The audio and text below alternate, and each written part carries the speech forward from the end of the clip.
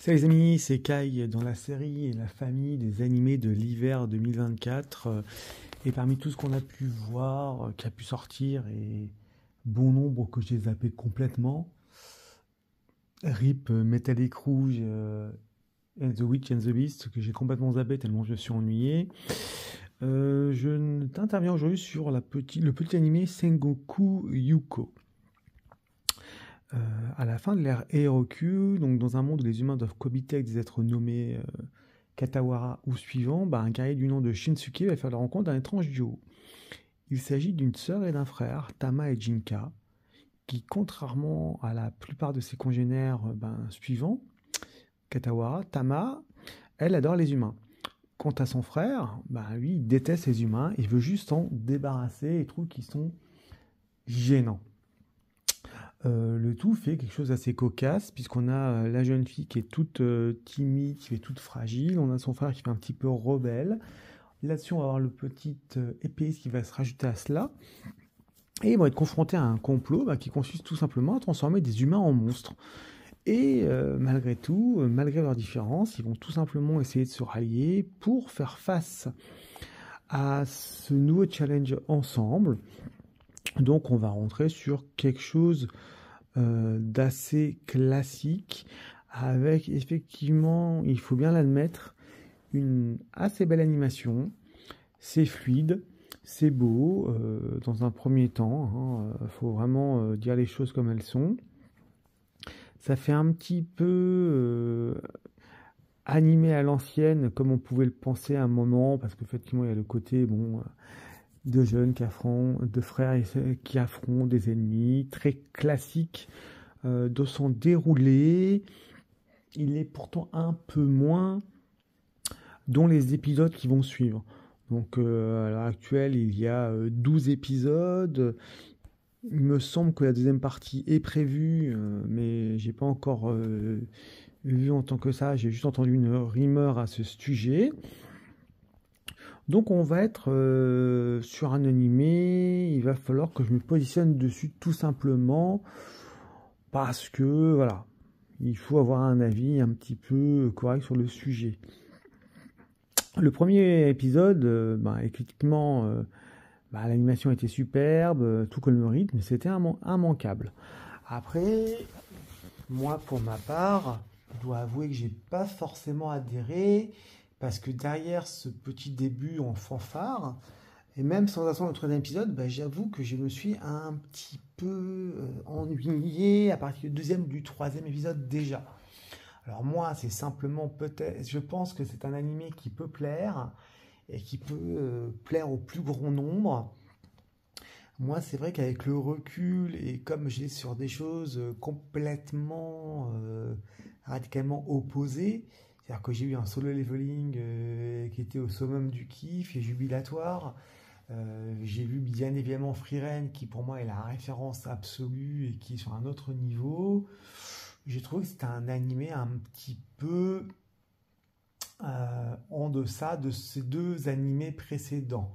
Alors après, maintenant, même en tentant de prendre un petit peu d'objectivité et en s'affranchissant de ces deux animés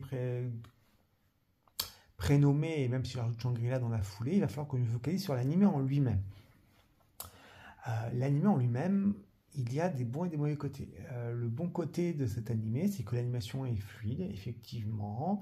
Le trio va, bien sûr, comme tout shonen de ce type, va se faire des amis sur la route, découvrir le monde, ils vont essayer de se comprendre, intégrer effectivement leurs différences, essayer de dépasser leurs différences.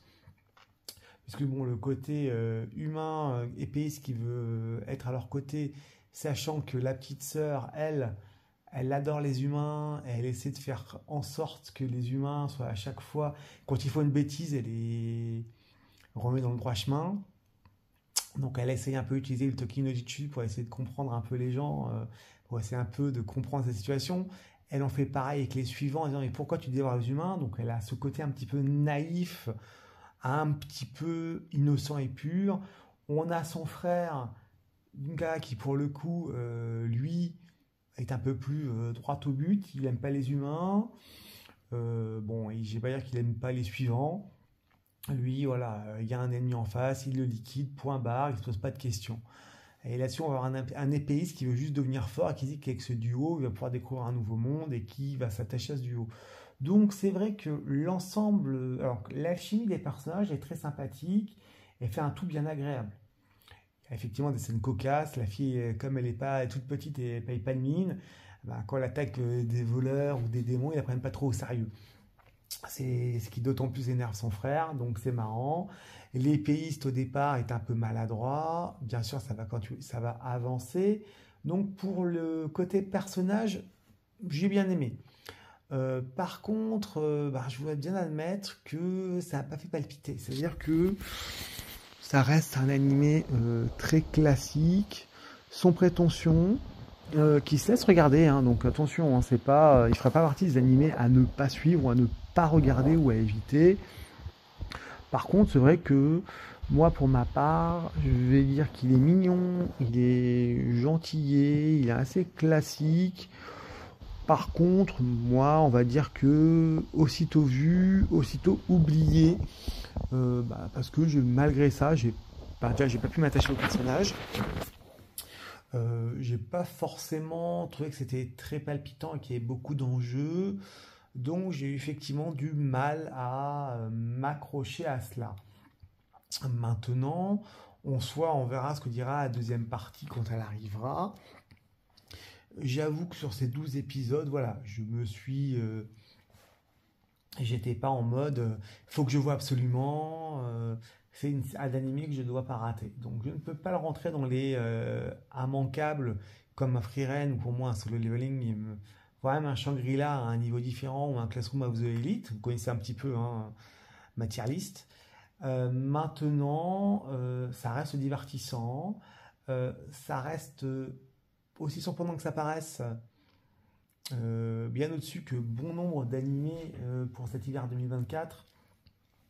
Alors, mis à part hein, ce que je disais avant, hein, Mechanical Rouge là, et Metallic Rouge, et puis ou Joey's and the Beast, où effectivement graphiquement c'était magnifique, mais je me suis ennuyé dès le début.